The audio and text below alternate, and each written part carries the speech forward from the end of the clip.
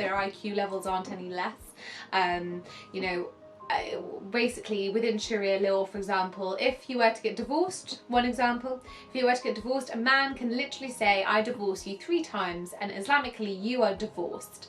A woman can't, because women are passionate, you know, they may say things in anger, so men won't say things in anger.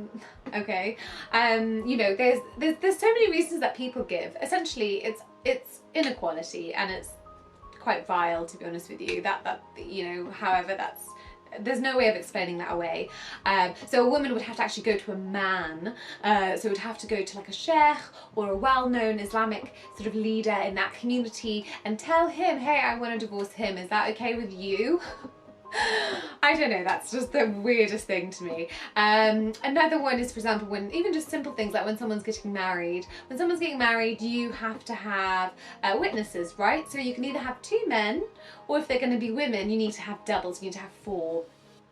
So that's just because, you know, women, I don't know, they're not able to give the testimony. Their testimony or their witnessing is much weaker, and that goes for even in a crime, in a criminal case. If something were to happen and they have an eyewitness, if it's a woman, it won't be as heavy as a man would in court, in an Islamic court.